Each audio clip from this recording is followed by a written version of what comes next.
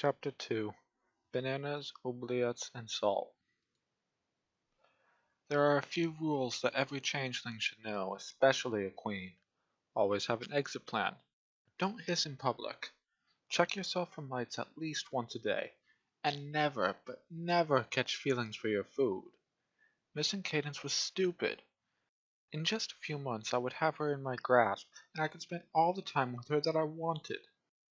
And waiting around for a summons from her, like some commoner, was beneath me. I told myself this many times in the week after our chance meeting, just to be sure I understood.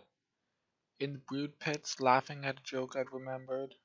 Reading a romance novel before bed, imagining her thoughts on it. Taking her form on a whim while leading the drones in battle drills. This was ridiculous. Foolish sentimentality, and I was better than this. My sisters would be appalled. I had to be better than this. I had to make sure I won. It would be best if I cut off contact entirely and assigned scouting to my spies. It would be worth it in the end. So, naturally, when I saw her name in a pile of official correspondence for Chrysanthemum Crown, I eagerly snatched it up. Dear Chrissy, Hi. I've been wanting to write you sooner, but everything's been so busy. Princessing it up, as ever. But I really enjoyed spending time with you, and I still owe you a dance or three. I've worked out a disguise spell, so no paparazzi, and there may also be drinks. So break off your plots of corporate conquest and domination. They can wait for a night on the town. What is it I'm supposed to say? Have your people write my people? Cadence, high muckety muck of something or other. P.S. It's such a relief to be able to write a casual letter. You have no idea. Well, actually, maybe you do. P.P.S. Shining says hello. He's looking forward to meeting you. Oh, to Tartarus with it, I thought. I make the rules. Breaking them this once won't hurt anything. And a little intelligence gathering never hurt anyone. As it turned out, we didn't go dancing that first night. Oh, we tried, don't get me wrong. But, as often happened around Chrissy, things got a bit out of hoof. It all started with me writing legislation in her top hat, which should have been a warning sign.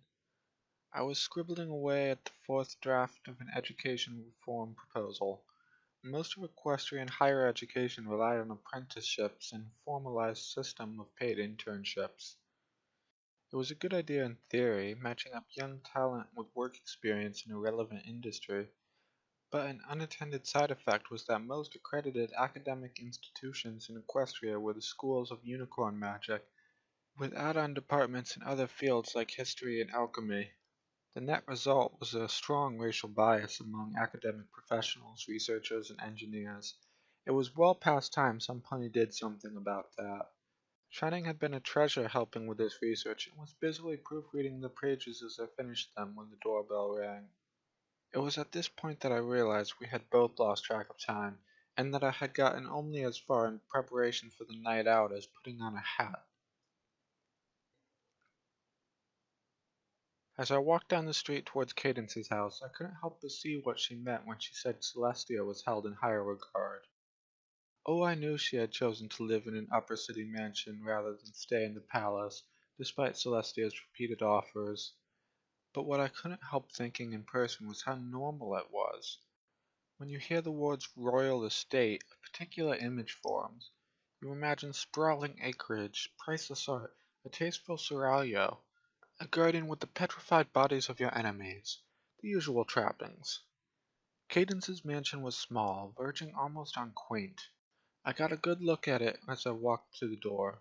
Very pretty, yes. Classical columns and coral stucco walls with a tile roof. That must have reminded Cadence of her youth. It certainly took me a bit back. Lovely and well-tended flowers, roses with love lies, bleedings, and forget-me-nots, kept in bloom all summer through earth pony magic.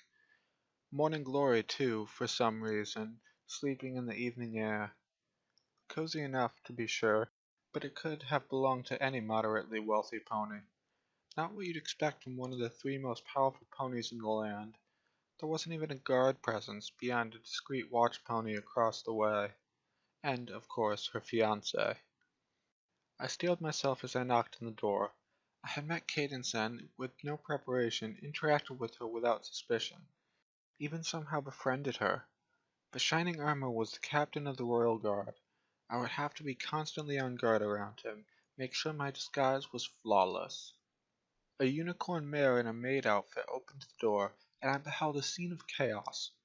Papers and books were flying everywhere in blue and pink telekinetic auras as Cadence in Shining Armor struggled to return the living room to a suitable state. While the maid looked at me with an apologetic expression. From what I could tell, either a library had exploded in the vicinity, or they'd turned the living room into a working study and had been suddenly seized with regret. And Cadence, for some reason, was wearing a top hat and nothing else. I blinked and actually felt myself blushing. Seeing her in such a disheveled state was somehow more intimate than seeing her naked would have been. And Ponies was significantly more prudish in that regard. There was a thud as the pink-lit books hit the floor. Apparently Shining Armor had seen me, since he was staring with a foolish expression on his face. Oops, I thought that can't be good. I couldn't blame him, of course. After all, I had made an effort to be even more stunning than usual. But Cadence would be furious. I quickly reached out with my empathetic senses to figure out the best means of damage control, and all I felt coming from Cadence was amusement. Chrysanthemum, see, Shiny, I told you she was beautiful, she said delightedly, apparently giving up on the cleaning as a bad job and shoving everything into the corner. Then she closed his mouth with a brief flare of magic. What? I thought, stunned. She told her fiancé about how beautiful her new friend was? She thought his stunned reaction was funny. What? I probed deeper, trying to find something sensible like jealousy or anger, but it just wasn't there. I only felt trust. I contained a frown and switched to Shining Armor, trying to understand. And attraction was certainly there, in spades, but with no desire to act on it whatsoever. I didn't understand. Out of curiosity, I switched to sense love, and I was overwhelmed. There was a flow of eros and agape between them as strong as a current and deep as the sea. It was intoxicating. I'd never seen or felt anything like it. I had to snap my senses off sharply before I lost composure. Well, I thought, I'm never trying that again. I'm sorry for the mess, Cadence continued. She was oblivious to my sensory overload and confusion, thanks Shub-Nagurth. I've been looking forward to seeing you. I just got an idea in my head and lost track of time. Do you mind me taking a minute or two to get ready? No, of course not, I said, wrestling my brain back on track for a moment. I couldn't understand how they could feel that way, and yet go on with their everyday lives. How could they so completely trust each other? Why they would ever make their hearts so vulnerable? I wondered what it would be like to be loved that way, to be loved as myself. Thank you, Cadence's voice cut across my thought, and hugged me quickly with her wing before darting towards what I assumed were the bedrooms. I'll be right back. Oh, and don't mind Shining, she added. He's always a doofus around pretty girls. And with that she vanished, leaving Shining and I staring at each other in awkward silence. Is she always like that? I eventually said after giving myself a shake. I know I haven't known her very long, but that seemed manic, flirty, indescribably awkward, Shining said, also shaking his head, though he was smiling. That was pretty extreme, but in private, always at least a little bit, yeah. You either learn to love it or it drives you mad. Well, both, I suggested, and he chuckled. Well, I can't really deny that. He gestured to the couch, which I took, while he pulled over a chair that wasn't covered in school enrollment statistics. She's been especially on a roll today. I think you inspired her. I blinked. A what? Well, ever since you met, she's been talking about taking a more active role in politics, using her position for something more tangible than raising awareness, and she's blaming you for the encouragement. He was smiling, looking both proud and pleased at the prospect. She actually listened? Not that she shouldn't have, of course. It was my advice, but still. I didn't realize she'd take it to heart so much, I said aloud. Well, that's Cadence. If she's anything, she's passionate. She was definitely unhappy, and I've been trying to talk her into doing something similar already, but it looks like you really got through to her, so thank you. How many people had ever listened to me when I had no authority? I'm glad I could help, I said aloud. I looked around the cluttered room. You know, don't take this the wrong way, but none of this is what I expected. Shining nodded. You expected the princess to be more regal? More or less, I admitted. Fortunately, he smiled at that. Well, you were lucky enough to meet her on a day she wasn't in the mood to pretend. This, and he gestured around the room, scattered legislation and research and all, is who she wants to be, not who she has to be. And she trusts you enough to let you see it. So remember that when she makes herself peanut butter and banana sandwiches and margaritas. I quirked a smile at him. Now that was awfully specific. You'll see, he replied enigmatically. And what about you? What are the secrets of the captain of the Royal Guard? I asked in a jokingly nefarious tone. I wasn't actually looking for secrets. Much. I scanned the room, looking for a hint to follow up with, and to my surprise I found it on a bookshelf. Hold on, ogres and oubliettes? Well, I do like to run a game when I can. Cadence likes it too. Why, do you play? Actually, yes, though I hardly have the time anymore, or anyone to do it with. It was true enough. I had young drones play for infiltration practice, but it just wasn't the same. I flapped over to the shelf. Lots of supplements, too. Do you have Kendra of Ironstone with the shapeshifters? I'd gotten that supplement published, actually.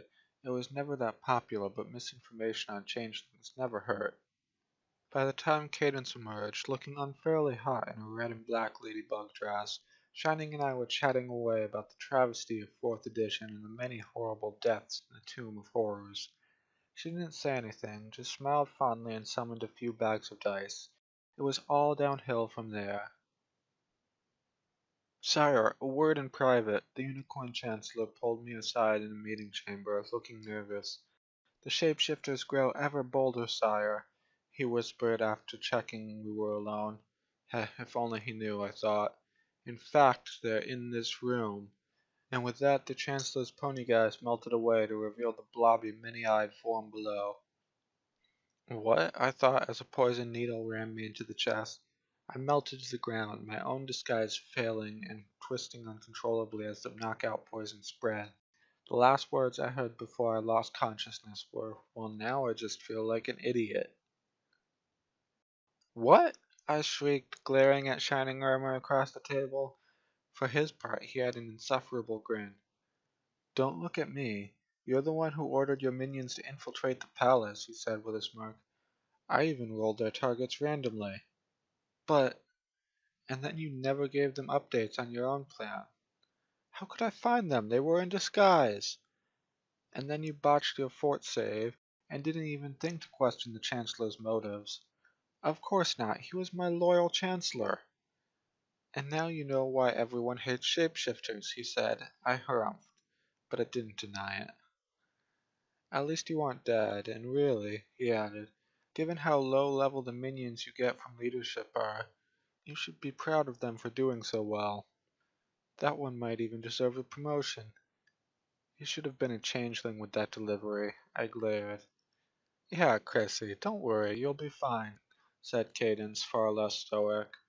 She was trying to suppress a giggle at my expression and failing miserably. I'll patch you up in no time, and we can get back to tracking down the Infernomancer. Well, you may have foiled my plots for now, Shining Armor, but the subtle and insidious Gorblack will have her revenge. Cadence did break down in giggles at that. You know, you sound just like a Neoil showmare I saw once. If you want my opinion, she added, leaning forward, I think Shining was just still sore about the pudding incident. We've been playing for less than 3 hours. We shouldn't have any incidents yet, he said, flushing. I ignored him. The night passed amicably, and in the end the heroic shapeshifters and her lovely assistant did indeed defeat the infernal mancer of Toxel, who poisoned the hearts of ponies. The whole experience was deeply surreal. Chrysanthemum Crown had never been a real pony, which left me with the unfamiliar position of acting however I wanted. And they still liked me. They liked me. I didn't know how to deal with that simple fact, even more so when they cheered on my shapeshifter in her gambits to save the kingdom from their corrupted royalty. Eventually Shiny, and yes, the nickname was contagious, begged off to bed on account of duty tomorrow, and the servants had long ago been dismissed, but neither of us suffered from any such limitations. And, as promised, Cadence made a batch of margaritas and some PB&B sandwiches. So we stayed up chatting, secretly matching Alicorn constitution against changeling fortitude. And before long I found myself sprawled out on the couch looking down on Cadence as she sat perfectly comfortably on the floor telling stories I was quite sure her sober self would rather not mention. So she's wearing this French maid outfit, switching her tail far too wide, and I already know I'm going to have a talk with her. But then, if you can believe it, she actually closes the door, and she sidles up, posts on a sultry voice in the bedroom eyes. She asks if there's anything at all I need help with while shining is in Canterlot. Honestly, I'm the Princess of Love, not Princess of Porn.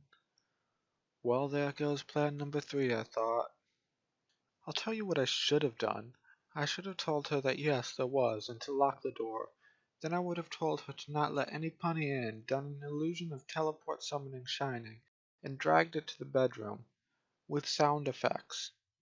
I burst out into laughter. Cadence had such a wicked streak, and I loved it. She was laughing too. Oh, I'm such a bad pony. But she would have deserved it, hitting on an engaged mare. Of course, all I really did was have a talk with her about it. Help her understand boundaries.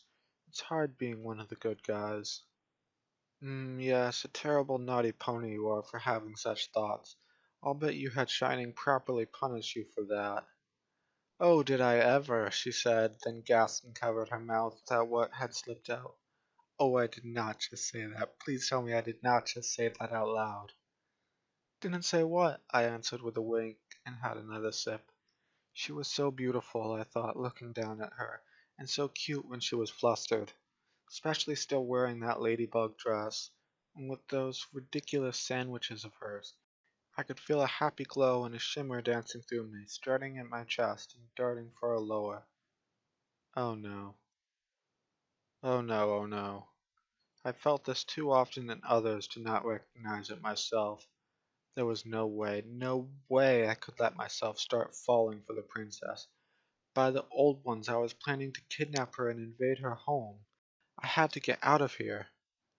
But Cadence was laughing and blushing and ruffling her wings, and she cared about me. And no matter how much I'd regret it in the morning, I couldn't make myself care.